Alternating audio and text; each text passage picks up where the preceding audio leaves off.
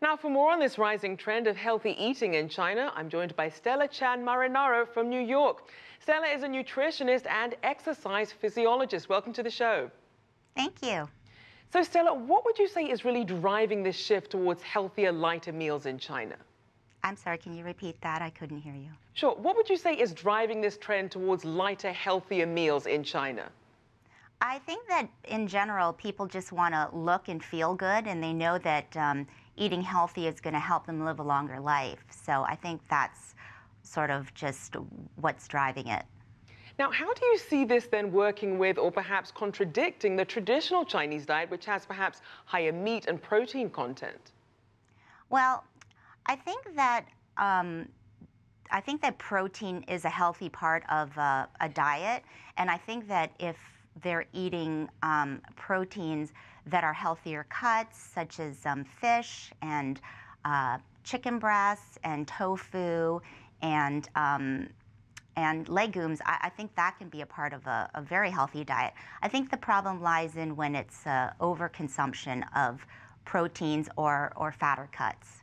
Now, the better cuts obviously cost more money. So is the consumption upgrades, would you say it's only limited to the big cities and the young, educated millennials, or is the trend potentially spreading towards the whole country? Well, I think that with any trend, they typically start in the bigger cities because you have a higher population, a greater demand, people influencing each other.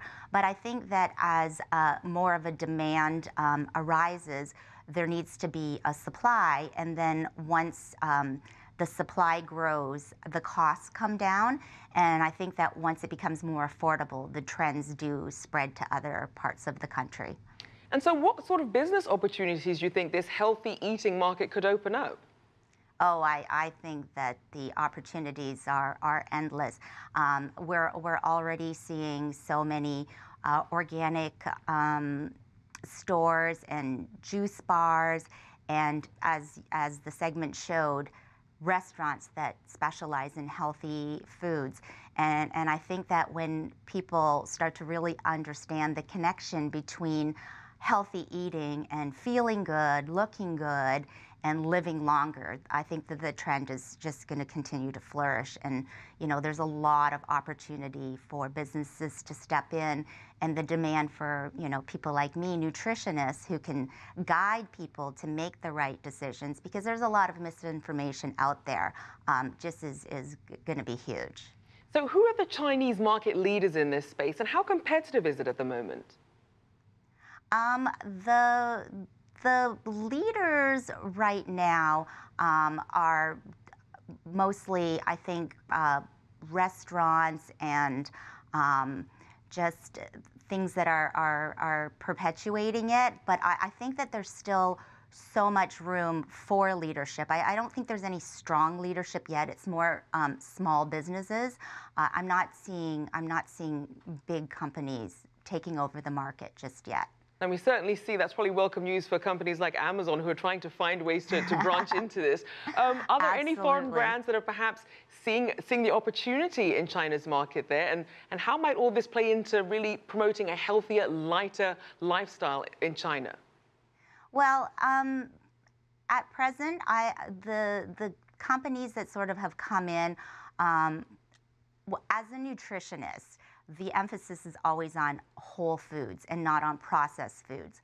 And currently, I think that the big companies that I'm seeing are more in terms of processed foods, that have sugar. And so I think that what will really be great is when the companies come in that are truly whole foods and wholesome foods, like what you see in the West. Whole Foods, for example. That's really a much needed thing in China, I think. And how do you think this might affect China's efforts to feed its population and improve overall wellness and health for residents?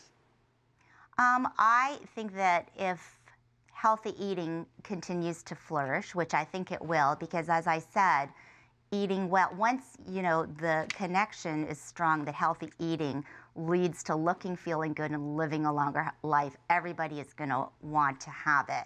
So I think that that is just going to make the demand higher, and that's gonna, once the demand is high, they're gonna have to find ways to make it available and accessible to everybody. All right, well, thank you so much. We'll have to leave it there. Thank you for your insight. Stella Chan, nutritionist, joining us there live from New York.